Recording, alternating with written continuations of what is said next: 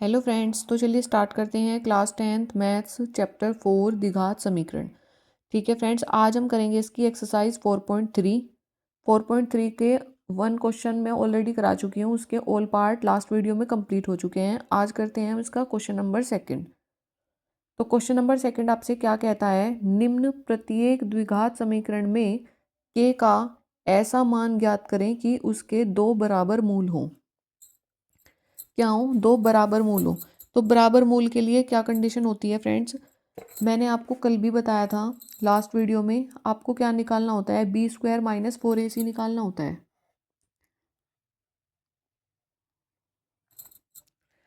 B square minus 4ac आपको find करना होता है। अगर इसकी वैल्यू ग्रेटर देन जीरो आती है, यानी कि ये जीरो से अगर बड़ा आता है, तो क्या होता है, आपको उसके अलग अलग दो मूल होते हैं। लेकिन अगर बी स्क्वायर माइनस 4ac किसके इक्वल आ जाए, जीरो के, तो वो क्या होता है, बराबर मूल होते हैं। तो इसने क्या कहा, हमें बराबर मूल रखने हैं, यानी कि जीरो बराबर में लेकर चलनी है और के की वैल्यू को फाइंड आउट करना है। ठीक है, तो चलिए ये जो इक्वेशन दी गई है, आप इसकी कंपैरिजन करेंगे इससे, a x square plus b x plus c is equal to zero. ये क्या है, आपकी एक द्विघात समीकरण है जिससे आपको इसकी तुलना करनी है। तो ए का मान यहाँ पे क्या आ जाएगा, दो, बी का मान आ जाएगा के, और सी का मान आ जाएगा 3। ठीक है, अब यहाँ लिखेंगे प्रश्नानुसार। प्रश्न में क्या कहा गया है, दोनों मूल बराबर हो। जब दोनों मूल बराबर है तो इसका मतलब क्या हो जाएगा, बी स्क्वायर माइनस 4ac किसके इक्वल हो जाएगा, ज़ीरो के। तो बी स्क्वायर माइनस 4ac निकाल लीजिए फ्रेंड्स यहाँ से। बी का मान क्या है, के, यानी कि के का स्क्वायर माइनस 4, ए क्या है 2 और सी क्या है 3 इज इक्वल टू 0। तो के स्क्वायर माइनस मल्टीप्लाई कीजिए, 4 3 जा 12, 12 2 जा 24 इज इक्वल टू 0, यानी कि के स्क्वायर इज इक्वल टू क्या आ जाएगा, 24। तो के स्क्वायर 24 आ गया, तो आप क्या लेंगे, के इज इक्वल टू √24। अब देखिए फ्रेंड्स, जो √24 है, इसको आप रूट से बाहर किस तरीके से निकाल सकते हैं। 24 का आप एलसीएम लीजिए, 2 1 जा 2, 2 2 जा 4, 2 6 जा 12, 2 3 जा 6, 3 1 जा 3। ठीक है, आधे से ज़्यादा बच्चों को ये नहीं पता होता कि कोई भी संख्या अगर रूट से बाहर निकालनी है तो वो किस तरीके से निकलेगी। तो यहाँ पे देखना फ्रेंड्स, के इज इक्वल टू, ये क्या है आपका, 2 का स्क्वायर है। तो 2 का स्क्वायर है तो रूट से तो बाहर 2 आ जाएगा, अंदर क्या बचेगा, 3 2 जा 6। ठीक है, तो ये आप इसको क्या लिख सकते हैं, के इज इक्वल टू 2√6। ठीक है, और ये क्या हो गया, आपका आंसर हो गया। जब आप स्क्वायर हटाते हैं तो दूसरी साइड निशान आता है प्लस माइनस, तो वो ज़रूर लगाइएगा। अब करते हैं हम इसका सेकंड पार्ट। सेकंड पार्ट क्या है, k x minus 2 plus 6 is equal to 0। तो सबसे पहले क्या करना है आपको, देखिए जो के एक्स दिया हुआ है इसके अंदर मल्टीप्लाई कर लेंगे, यानी कि के एक्स स्क्वायर माइनस 2 के x plus 6 is equal to 0। अब आपके पास एक द्विघात समीकरण है, a x square plus b x plus c is equal to 0। तो इस समीकरण से आप इसकी तुलना करेंगे तो ए इज इक्वल टू क्या आ जाएगा आपका, के, बी इज इक्वल टू क्या आ जाएगा, माइनस के 2 के, और सी इज इक्वल टू क्या आ जाएगा आपका 6। ठीक है, मूल बराबर है तो क्या करेंगे,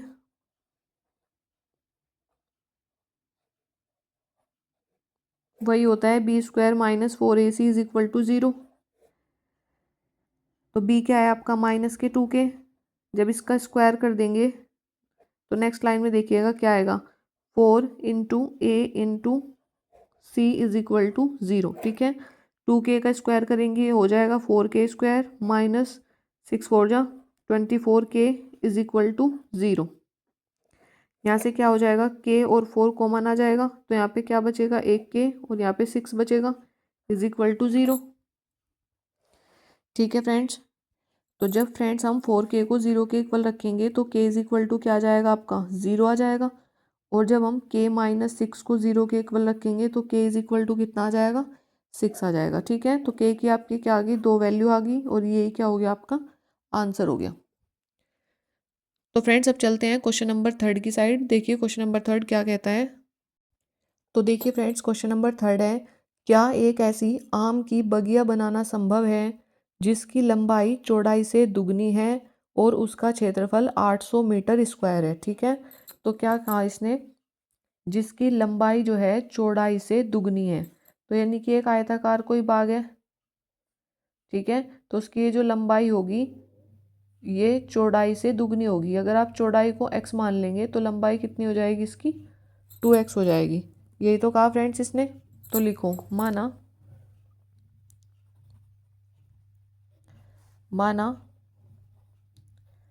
खेत की चौड़ाई x मान ली हमने, तो खेत की लंबाई कितनी हो जाएगी, खेत की लंबाई इससे दुगनी हो जाएगी फ्रेंड्स, 2x हो जाएगी। ठीक है, अब क्षेत्रफल क्या होता है, क्षेत्रफल होता है, यहाँ पे लिखेंगे आयत का क्षेत्रफल। आयत का क्षेत्रफल क्या होता है, लंबाई गुना चौड़ाई, जिसकी वैल्यू इसने कितनी दे रखी है, 800 मीटर स्क्वायर। लंबाई कितनी है आपकी x, चौड़ाई लंबाई है आपकी 2x और चौड़ाई कितनी है आपकी x। तो ये क्या हो जाएगा आपका 2x square is equal to 800। तो 2 से जब इसको कैंसिल आउट करेंगे तो कितना बच जाएगा, 400। तो यानी एक्स स्क्वायर बराबर 400 और x इज इक्वल टू क्या जाएगा आपका 20। ठीक है, x इज इक्वल टू 20 आ गया। तो देखिए लंबाई और चौड़ाई ज्ञात कर लेंगे यहाँ से। लंबाई कितनी है 2x यानी कि 2 इंटू 20 यानी कि 40, और चौड़ाई तो आपको पता ही चल गई, x की वैल्यू वो कितनी है आपकी 20। तो फ्रेंड्स ये क्या हो गया, आपका आंसर हो गया। ठीक है, अब चलते हैं नेक्स्ट क्वेश्चन में, क्वेश्चन नंबर 4। देखिए फ्रेंड्स यहाँ पे आपका आंसर तो आ गया। इसने पूछा था उसकी लंबाई और चौड़ाई, लेकिन उसने ये भी तो पूछा था कि क्या एक ऐसी आम की बगिया बनाना संभव है। तो हम चेक करेंगे कि संभव है या नहीं। चेक कैसे करेंगे, देखिए ये जो आपका दिया हुआ है x square is equal to 400, इसको आप इक्वेशन फर्स्ट लेट कर लेंगे। तो ये इस तरीके से लिख सकते हैं आप इसको, इज इक्वल टू 0। यहाँ से हमें पता चलेगा कि क्या आम की बगिया बनाना संभव है। अब आप क्या करेंगे, बी स्क्वायर माइनस 4ac निकालेंगे। तो यहाँ पे a क्या है 1 है, और b वाली यानी कि x का जो कोफिशेंट है वो तो यहाँ पे है ही नहीं क्योंकि x वाली टर्म नहीं है यहाँ पे। तो इसलिए b इज इक्वल टू क्या हो जाएगा आपका 0 और c इज इक्वल टू क्या हो जाएगा माइनस के 400। ठीक है, तो जब आप क्या निकालेंगे, d निकालेंगे। d का मतलब क्या होता है, बी स्क्वायर माइनस 4ac, यानी कि ये कहीं का क्या होता है, d आपका विविक्तिकर। ठीक है, उसको हम d से रिप्रेजेंट करते हैं। तो d is equal to b square यानी कि 0 माइनस 4ac। तो कितना आया, d का मान आ गया आपका 1600 आ गया, यानी कि आपकी एक प्लस वाली डिजिट आ गई। तो यहाँ लिखेंगे d का मान धनात्मक है, d का मान धनात्मक है, इसीलिए स्थिति संभव है।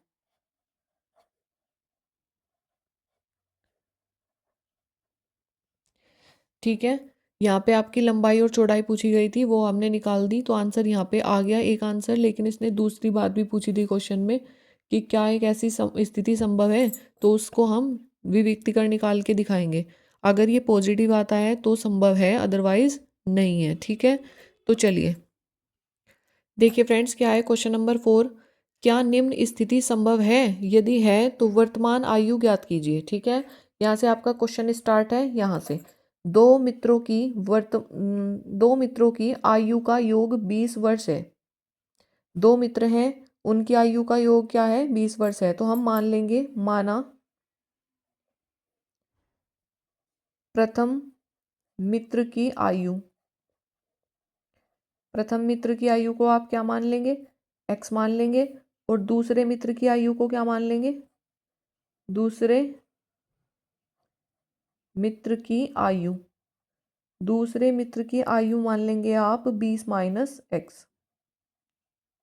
वर्ष।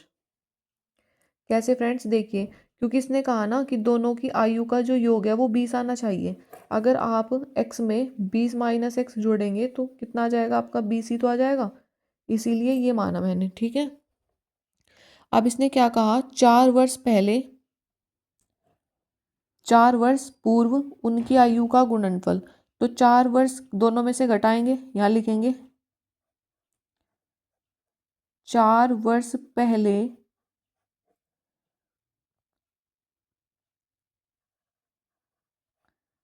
प्रथम मित्र की आयु। जब 4 वर्ष पहले करना है तो फ्रेंड्स जो भी आपकी वैल्यू है उसमें से आप 4 को घटा देंगे। अब यहाँ पे लिखेंगे 4 वर्ष पहले, अगर वो पहले की बात करता है तो आयु को घटा देते हैं, और अगर वो बाद की बात करता है तो आयु को जोड़ देते हैं। तो 4 वर्ष पहले दूसरे मित्र की आयु,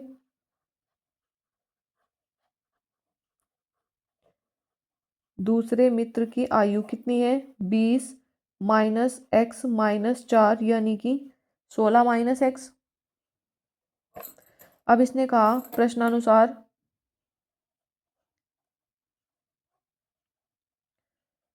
प्रश्नानुसार इसने क्या कहा, इनकी आयु का गुणनफल। तो x माइनस 4 और 16 माइनस एक्स, इनका जो गुणनफल है वो 48 है।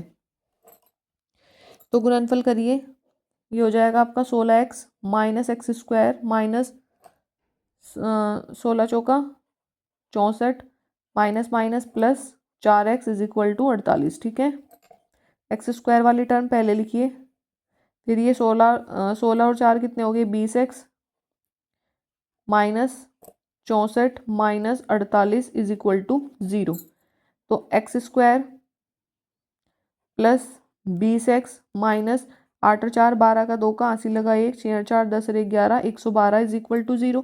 अगर आप माइनस कॉमन लेते हैं तो ये आ जाएगा आपका x square minus 20x plus 112 is equal to 0।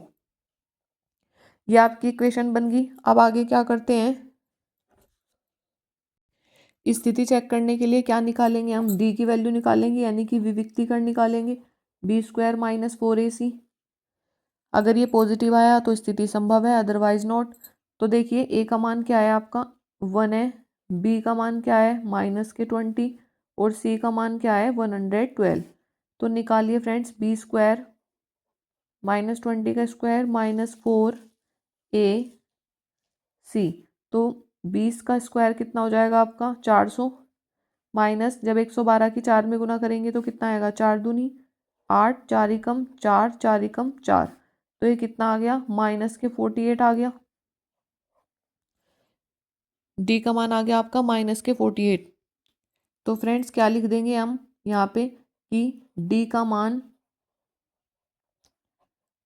ऋणात्मक है, अतः स्थिति संभव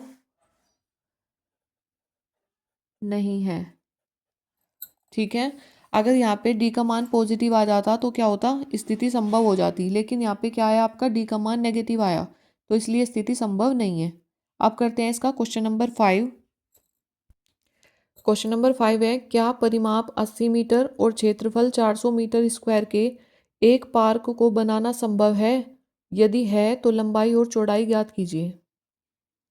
तो यहाँ पे क्या कह रहा है, परिमाप कितना दे दिया 80 मीटर और क्षेत्रफल कितना दे दिया 400 मीटर स्क्वायर। तो एक आयत है आपके पास जिसका परिमाप है, इसकी जो आपने लंबाई है उसको x मान लेंगे और जो इसकी चौड़ाई है उसको y मान लेंगे, ठीक है। तो यहाँ पे लिखेंगे माना लंबाई बराबर x और चौड़ाई बराबर y। तो परिमाप क्या होता है फ्रेंड्स, मतलब उसकी भुजाओं का योग ही तो परिमाप होता है, यानी कि x प्लस वाई कितना हो जाएगा आपको। तो आयत का परिमाप कितना होता है फ्रेंड्स यहाँ लिखें आयत का परिमाप, आयत का परिमाप, आयत का परिमाप क्या होता है 2 गुना लंबाई प्लस चौड़ाई। तो परिमाप कितना दे दिया इसने 80 मीटर बराबर 2, लंबाई कितनी है x और ये y, तो 2 से जब इसको कैंसिल कर देंगे तो हो जाएगा 40, यानी कि x प्लस वाई कितना हो गया आपका 40 हो गया। अब इसने कहा यहाँ से किसी भी एक की वैल्यू निकाल सकते हैं आप, y इज इक्वल टू निकाल लीजिए, ये हो जाएगा 40 माइनस एक्स, इसको फर्स्ट इक्वेशन लेट कर लेंगे। अब इसने क्या कहा, लंबाई और चौड़ाई यानी कि क्षेत्रफल दे दिया 400 मीटर स्क्वायर, तो क्षेत्रफल क्या होता है आयत का, लंबाई गुना चौड़ाई। आयत का क्षेत्रफल होता है लंबाई गुना चौड़ाई, तो लंबाई कितनी है x और चौड़ाई कितनी है y और क्षेत्रफल कितना है 400।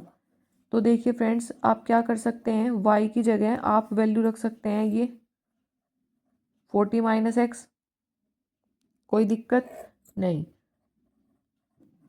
400 इज इक्वल टू अंदर मल्टीप्लाई कीजिए माइनस एक्स स्क्वायर, तो जब ये इधर आएगा तो ये हो जाएगा x square minus 40x plus 400 is equal to 0।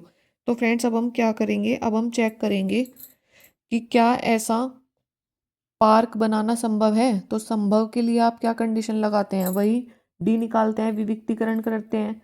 तो डी इज इक्वल टू क्या होता है, बी स्क्वायर माइनस 4ac। तो बी क्या है आपका, यहाँ पे लिख लीजिए, ए इज इक्वल टू है 1, बी इज इक्वल टू है -40 और सी इज इक्वल टू है 400। तो बी क्या है आपका -40 का स्क्वायर -4ac, तो 40 का स्क्वायर क्या हो जाएगा 1600 सॉरी, -4 जा 16, ये भी 1600। डी इज इक्वल टू क्या आ गया आपका 0 आ गया। अब देखिए ना पॉजिटिव आया ना नेगेटिव आया, अगर पॉजिटिव होता तो संभव होता, नेगेटिव होता तो संभव नहीं होता। 2 क्वेश्चन ऑलरेडी इस टाइप के कर चुके हैं हम। एक क्वेश्चन में क्या था, पॉजिटिव था, तो यानी कि वहाँ पे स्थिति संभव थी। नेगेटिव पे क्या था, स्थिति संभव नहीं थी। और 0 पे क्या होता है, 0 पे भी होता है स्थिति संभव है। तो यहाँ लिखेंगे अतः स्थिति संभव है। अब स्थिति संभव है तो क्या करेंगे आप, मूल निकालेंगे, यानी कि लंबाई और चौड़ाई अभी हमने वो तो नहीं निकाली, तो इस इक्वेशन को लेंगे, इक्वेशन नंबर 2। तो यहाँ लिखेंगे समीकरण 2 से, समीकरण 2 से इसमें आप धराचार्य लगा देंगे, या फिर सिंपल भी आप इसको सोल्व कर सकते हैं। क्या लिखिए, श्री धराचार्य नियम से, धराचार्य नियम क्या होता है आपका, -b x बराबर -b plus minus √b square -4ac upon 2a। तो x is equal to -b कितना है आपका, माइनस के 40, यानी कि हो जाएगा प्लस के 40। इसकी सारे की वैल्यू तो 0 ही है आपके पास, अभी निकल के आई। और नीचे क्या आ जाएगा 2a, a क्या है आपका 1, तो यानी कि वैल्यू कितनी आ जाएगी आपकी 20 आ जाएगी। तो लंबाई कितनी आ गई आपकी 20, और चौड़ाई भी कितनी आ जाएगी आपकी, चौड़ाई भी कितनी आ जाएगी, चौड़ाई क्या थी y इज इक्वल टू था 40 माइनस एक्स, यानी कि y is equal to 40 minus 20, यानी कि 20। ठीक है, x की वैल्यू भी आ गई और y की वैल्यू भी आ गई। तो फ्रेंड्स यहीं पे क्या आ जाएगा, आपका आंसर आ जाएगा। तो फ्रेंड्स अब आप इसमें ये भी बता सकते हैं कि आपका जो खेत है वो आयताकार है या फिर वर्गाकार है। यानी कि आपने देखा इस खेत की जो लंबाई है वो भी 20 है और जो चौड़ाई है वो भी 20 है। तो जब लंबाई और चौड़ाई दोनों सेम होती है तो खेत कैसा है आपका, वर्गाकार है। ठीक है, तो फ्रेंड्स इसी क्वेश्चन के साथ आपका ये चैप्टर कंप्लीट होता है। अगर आपको ये वीडियो अच्छी लगी तो please like share and subscribe my channel. Thank you friends.